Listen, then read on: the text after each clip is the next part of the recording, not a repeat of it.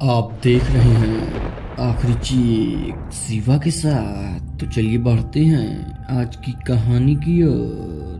दोस्तों, मेरा नाम शुभम है। यह बात उस दिन की है जिस दिन मेरे मित्र संतोष का एक्सीडेंट हुआ था।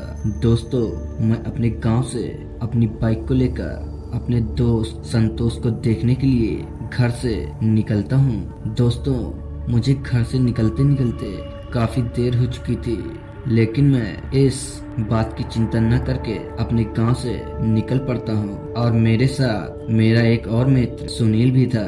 सुनील भी अपनी बाइक से ही था। हम दोनों अपनी बाइक के साथ मंजिल की ओर धीरे धीरे बढ़ने लगते हैं। जब हम दोनों घर से निकले थे तो दिन के करीब 11 बज रहे थे और जल्द ही दोपहर का वक्त होने वाला था। और जून जुलाई की गर्मी के दिनों में दोपहर के समय बाइक को चलाना बहुत ही मुश्किल होता है। पूरा शरीर गर्मी के मारे तपने लगता है। मैं उस गर्मी में बाइक चलाते चलाते पूरी तरह से थक गया था और अब मेरा जी भी घबराने लगा था। मैं लगातार अब तक 3 घंटे तक बाइक को चला चुका था। मैं थोड़ी देर के बाद उस हॉस्पिटल में पहुंच जाता हूं जहां पर मेरा मित्र संतोष एडमिट था और पीछे पीछे सुनील भी वहां पर पहुंच जाता है। और उसके बाद हम दोनों संतोष से मिलने के लिए उसके कमरे में जाते हैं तो संतोष हम दोनों को बताता है कि जब वह शाम को घर से अपनी बाइक को लेकर निकला था तो उसके सामने अचानक से आग में लिपटी हुई कोई चीज नजर आती है।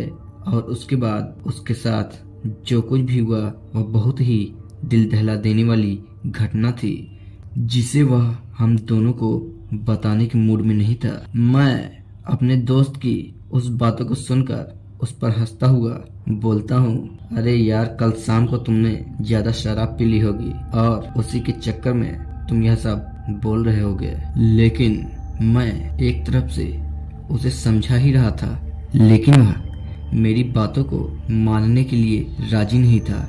उसका यही कहना था कि वह रास्ता कुछ अलग है। मैंने भी अब तक उस रास्ते पर कभी दिन में भी सफर नहीं किया था, क्योंकि उसका और मेरा रास्ता अलग था। मैं हमेशा दूसरे रास्ते से ही यात्रा करता था। उसने हमें बताया कि उस घटना के बाद से उसके शरीर पर कुछ बोझ सा अभी भी लदा हुआ है, जैसे कोई उसकी छाती पर बैठा हो। मुझे उसकी बातें कुछ अजीब सी लग रही थी। मैं और सुनील 2-4 घंटे उसके कमरे में बैठा रहता हूँ। उस कमरे में एसी भी लगी थी, जिससे वहां पर ठंडी ठंडी हवा भी लग रही थी, जिससे उस कमरे से जाने का मन ही नहीं हो रहा था। हम आपस में उसकी करतूतों को पूछ रहे थे, लेकिन वह बार बार यही कह रहा था कि वह रास्ता सही नहीं है। उस रास्ते पर सफर करना अपनी मौत को दावत देना है। मैं और सुनील उसकी बातों को सुनकर आपस में हंस रहे थे और उसको समझाने के लिए थोड़ी देर हम और सुनील वहां और बैठते हैं। उसके बाद अपनी बाइक को लेकर हम लोग घर की ओर जाने के लिए निकल पड़ते हैं।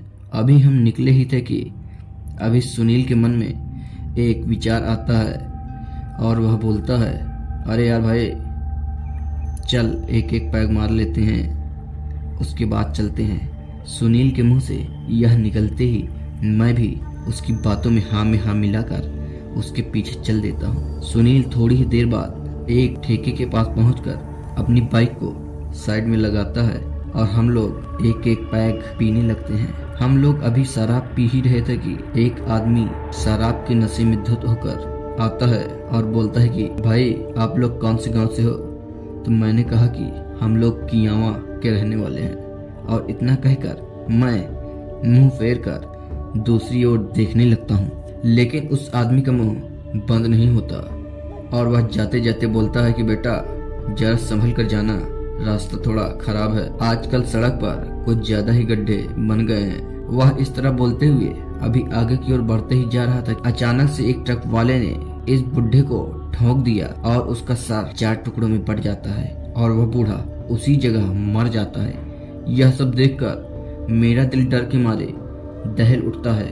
मैं और सुनील यह सब छोड़कर वहां से निकलने में ही अपनी भलाई समझते हैं और हम दोनों वहां से चुपचाप निकल लेते हैं, वरना हम लोग पुलिस के चक्कर में फंस जाते। लेकिन सुनील अभी भी कुछ देर वहीं पर ठहर जाता है। आगे जाकर जब मुझे सुनील की याद आती है तो मैं सुनील को कॉल करता हूँ। सुनील बताता है कि रास्ते में भी पीछे ही आ रहा हूँ, जिस वजह से मैं रास्ते में एक रेस्टोरेंट के पास रुक जाता हूँ, क्योंकि मुझे इसके आगे का रास्ता पता नहीं होता है। सुनील ने बताया था कि यह रास्ता सीधे गांव को ही जाता है, लेकिन मैं इससे पहले इस रास्ते से कभी नहीं गया था। मैं उस रेस्टोरेंट पर बैठे कुछ आदमियों की बातों को सुन रहा था, जिसमें से कुछ लोग बोल रहे थे कि रात के समय इस रास्ते पर कोई न कोई दुर्घटना जरूर हो जाती है। जिनमें से एक आदमी ने कहा, मुझे लगता है इस रास्ते पर कोई न कोई बला है, जिसकी वजह से इस रास्ते पर दुर्घटना होना आम बात हो गई है। मैं इन सब चीजों में विश्वास नहीं करता था। तब तक सुनील भी वहां पर आ जाता है और सुनील बताता है कि इसी रास्ते पर संतोष का एक्सीडेंट हुआ था और हम दोनों अपनी बाइक को लेकर वहां से चल देते हैं। अभी हम लोग थोड़ी ही दूर गए थे कि हमें स्ट्रीट लाइट की रोशनी में एक आदमी खड़ा हुआ दिखाई पड़ता है, और जब मैं उसके चेहरे को अच्छे से देखता हूँ तो वह आदमी वही बूढ़ा होता है जो अभी अभी आधे घंटे पहले उस ट्रक से कुचलकर मर गया था। मुझे समझ में नहीं आ रहा था कि यह बूढ़ा वहां मर गया था, अब जिंदा कैसे है। मैं यह सब देखकर घबरा गया था। फिर उस आदमी ने मुझे तिरछी नजरों से देखा तो मैं बाइक से लड़खड़ा कर गिर जाता हूँ। सुनील बोलता है कि क्या हुआ। मैंने उसे आदमी की तरफ उंगली करके दिखाया तो सुनील बोलता है वहां पर तो कोई नहीं है। मैंने भी जब देखा तो वहां पर अब सच में कोई नहीं था, इसलिए मैं भी राहत की सांस लेकर वहां से निकल जाता हूँ। रात के करीब 8 बज चुके थे। हम लोग बाइक को स्टार्ट करके उस सड़क पर निकले। उस सड़क पर चल रहे थे। जब मैं बाइक चला रहा था तो मुझे लग रहा था जैसे कोई छाया मेरे साथ चल रही हो। थोड़ी देर के बाद एक सुनसान जगह से गुजरते वक्त सुनील की बाइक बुलेट थी, जिससे वह तेजी से बाइक को लेकर निकल जाता है। और वैसे भी मैं धीरे धीरे बाइक चलाता था, इसलिए मैं भी धीरे धीरे जा रहा था। मैं अभी बाइक चला ही रहा था कि धीरे धीरे मेरे सामने कोई आग में लिपटी हुई चीज दिखाई पड़ने लगती है, और साथ में किसी गाड़ी के बैक लाइट की रोशनी भी दिखाई पड़ रही थी। यह कोई और नहीं, मेरा दोस्त सुनील ही था। हम दोनों के अलावा कोई और इस हाईवे पर इस समय गुजरा ही नहीं था कि तभी मेरे पीछे से एक आवाज आती है, अरे बेटा जरा एक पैक तो बना दो। इतना सुनकर मैं सन्न रह जाता हूँ, और जब मैं पीछे मुड़कर देखता हूँ तो वह आदमी जिसकी अभी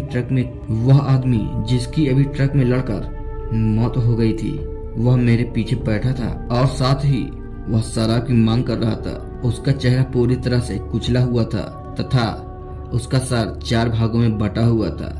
यकीनन मुझे पता चल चुका था कि वह आदमी अब भूत बन चुका है। और जब मैं सामने देखता हूँ तो मेरे सामने मेरा मित्र सुनील सड़क पर लहूलुहान दिखाई पड़ता है। मैं अपनी बाइक को रोकता हूँ, लेकिन मैं अब अपनी बाइक से उतर नहीं पा रहा था, जैसे कोई अनजान शक्ति मुझे अपनी ओर खींच रही हो और अपने आप में मुझे जकड़ लिया हो। तभी उस सुनसान सड़क के बीचों बीच एक ट्रक तेज रफ्तार से आता हुआ दिखाई पड़ता है, और थोड़ी ही देर बाद वह ट्रक मेरे पास आता है और मुझे एक जोरदार का टक्कर मारता है, जिससे मेरे शरीर में काफी ज्यादा चोटें आ जाती हैं और मेरा एक हाथ टूट जाता है। जब मैं पीछे की ओर ध्यान करके देखता हूँ तो मेरा दोस्त सुनील उस ट्रक से पूरी तरह से कुचल चुका होता है और उसके शरीर की हड्डियां टुकड़े टुकड़े में बट चुकी होती हैं। मैं यह सब देख ही रहा था कि तभी जंगल के बीचों बीच से एक जानवर निकल कर आता है और सुनील की हड्डियों को और सुनील की शरीर को चबा चबा कर खाने लगता है।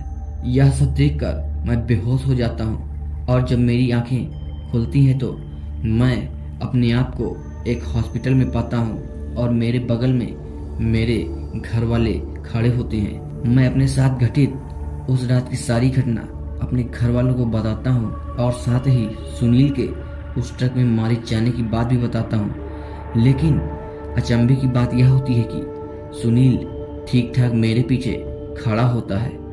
दोस्तों, मुझे पता नहीं होता कि उस दिन मेरे साथ क्या घटना घटी थी। क्या वह कोई छलावा था या कोई हकीकत। अगर आपको हमारी कहानी पसंद आए तो हमारे चैनल को सब्सक्राइब करें। धन्यवाद।